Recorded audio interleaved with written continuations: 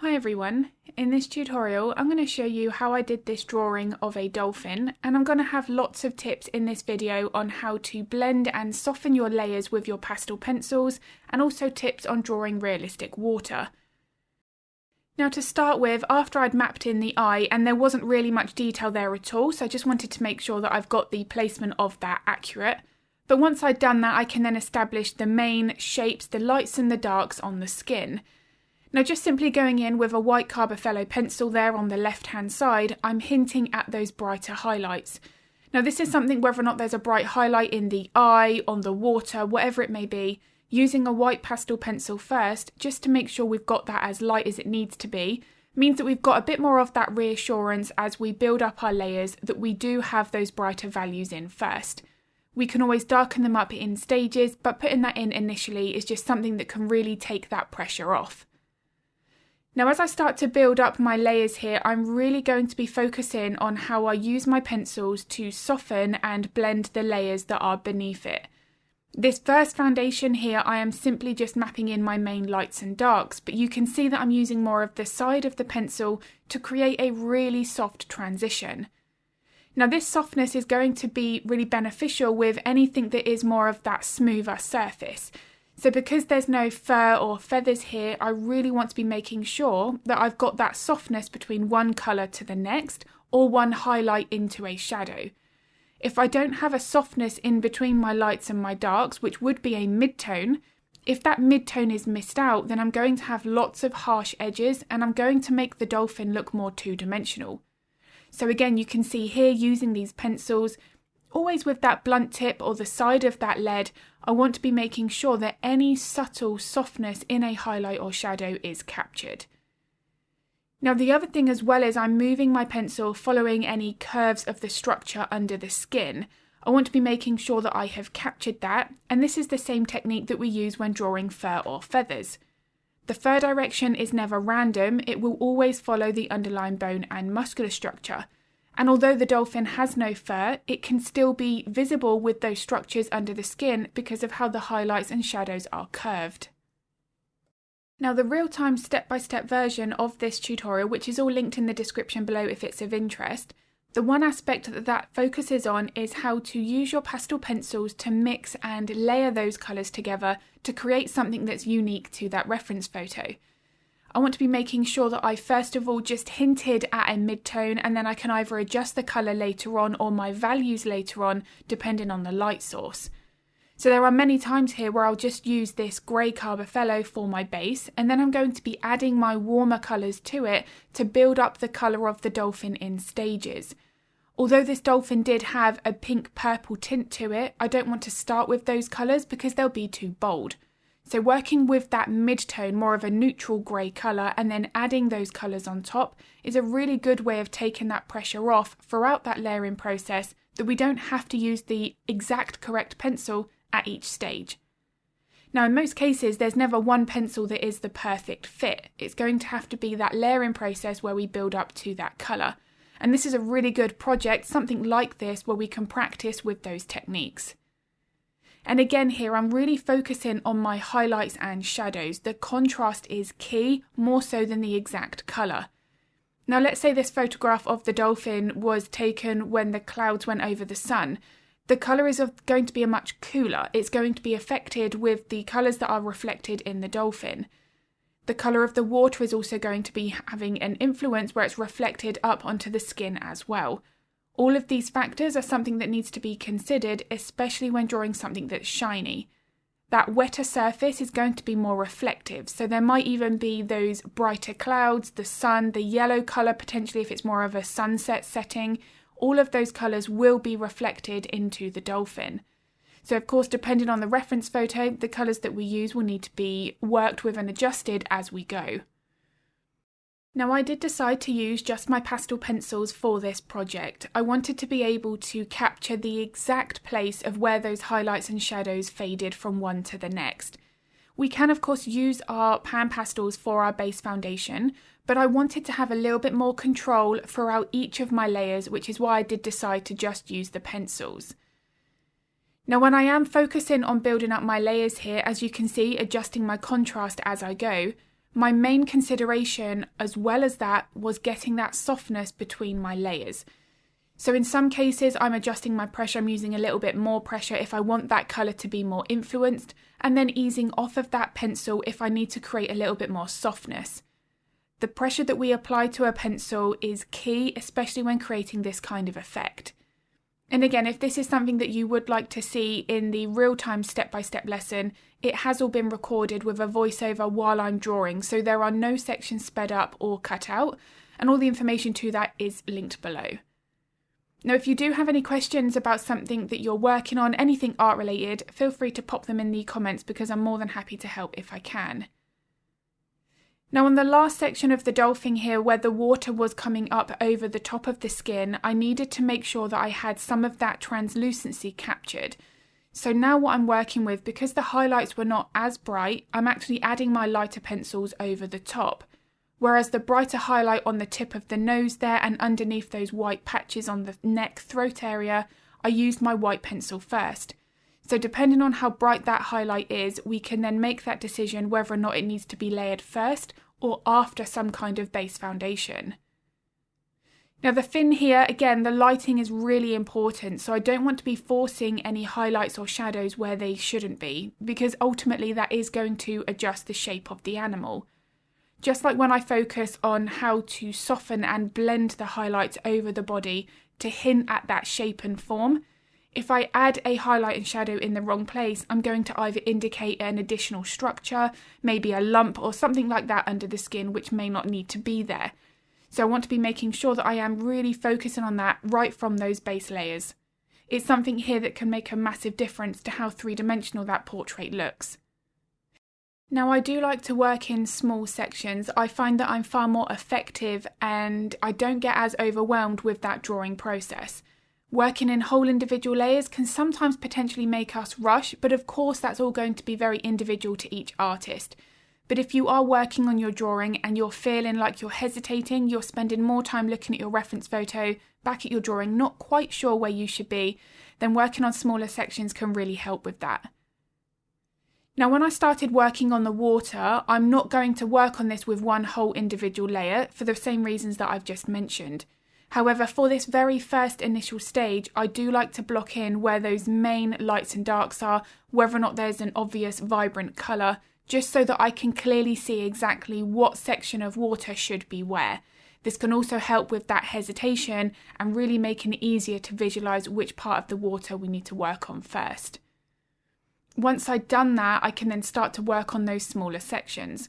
My biggest tip when drawing water is just to get some kind of base in place. It can be quite overwhelming to try to map in all of the individual ripples at that one time. So I want to be making sure that I can break this up into individual stages and one layer at a time if needed. This is always my go-to approach, especially when working on something that is as complex as this, because we can get very overwhelmed and confused with what we need to be working on first. So by simply breaking it up here into my main lights and darks, I'm just following the shapes that I see. I'm not even thinking about this as water. If I see something that curves over on the top edge with a darker colour, I will map that in. I'll do the same with my highlights and so on.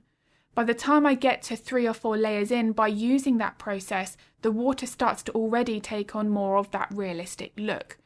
And at this stage here, it's not finished, it's still got a lot of work that needs to be done, but it's already looking like water. So being able to then simplify that process like this can make the entire drawing process much more enjoyable.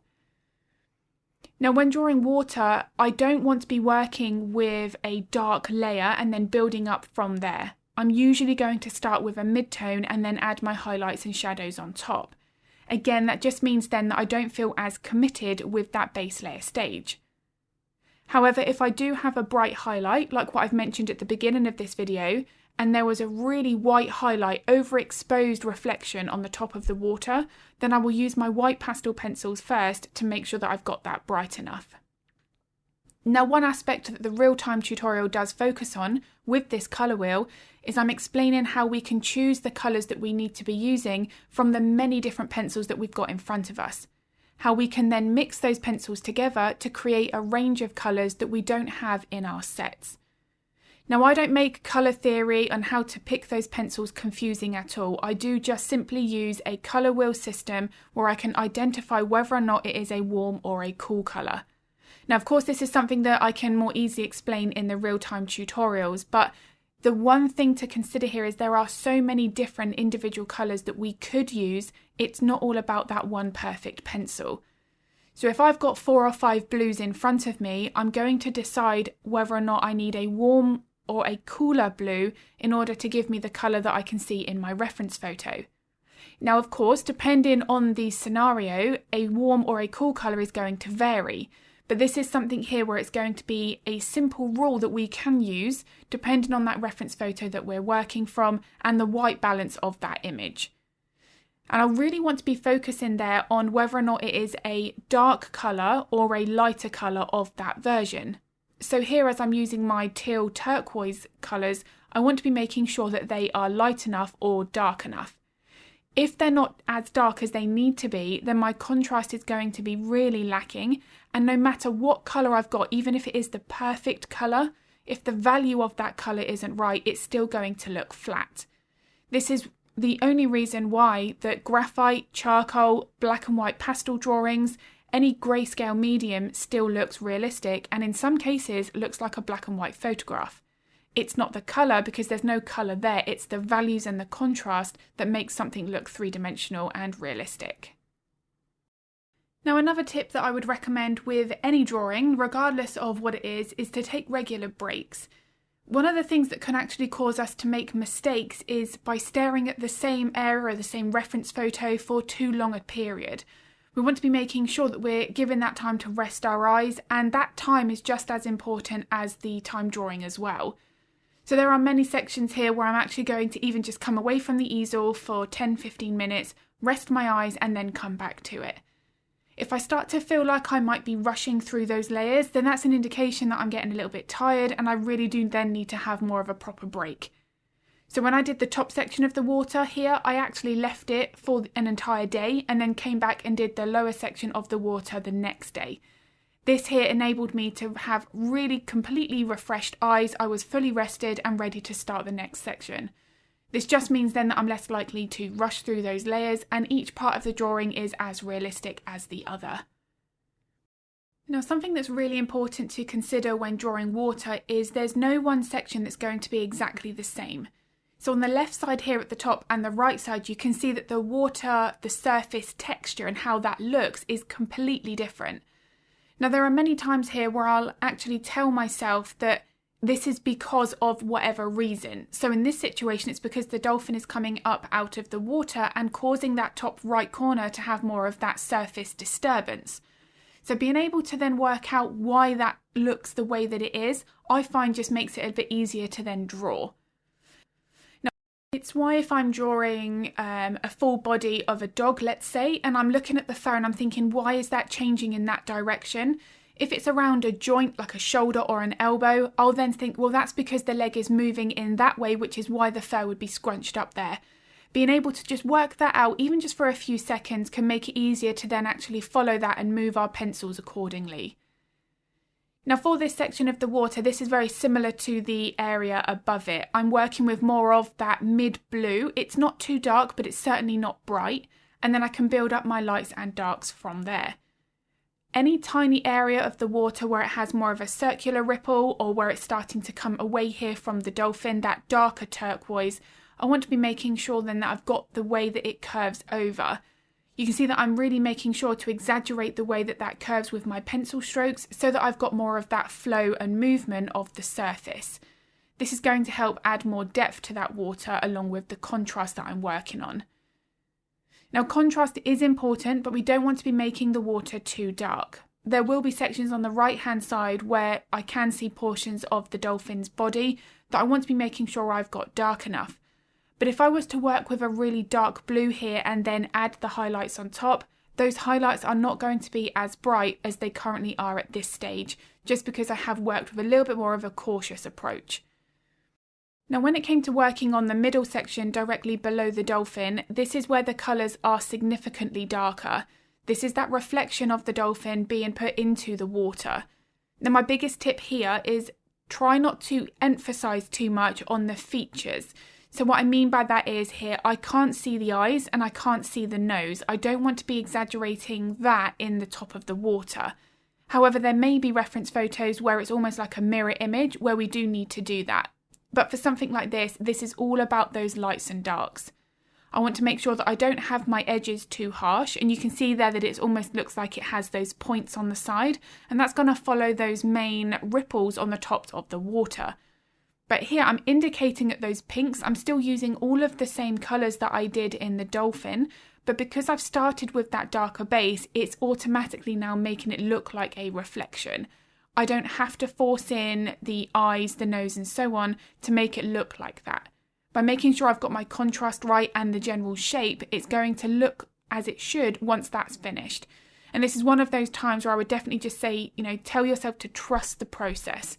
It may not look like a reflection at that time of drawing, but once we've got all of the other pieces in around it, it will look like that when finished, as long as the proportions, the perspective and the contrast are right.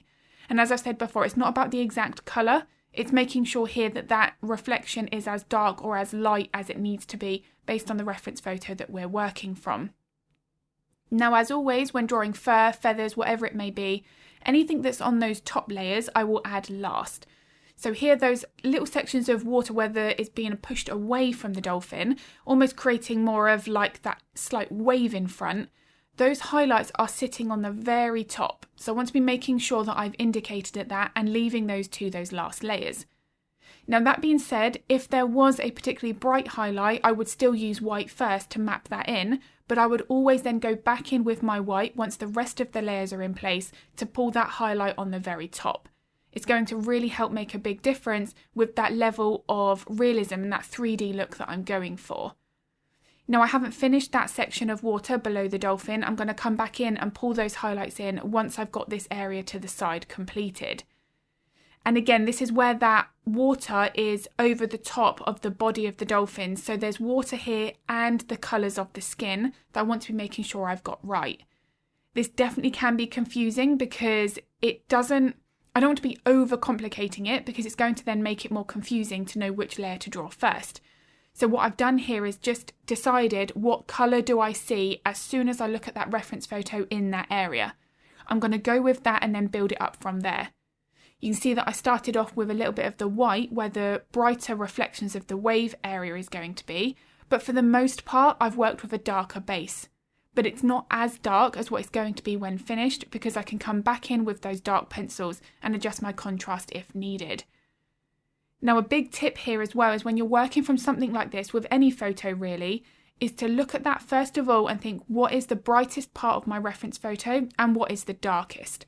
Because in some cases when we work in small sections it's really easy to get too fixated on that one area. We can start putting in a highlight or a shadow and then before we know it we've gone too dark or too bright. It's about then looking at it and assessing the entire image as a whole.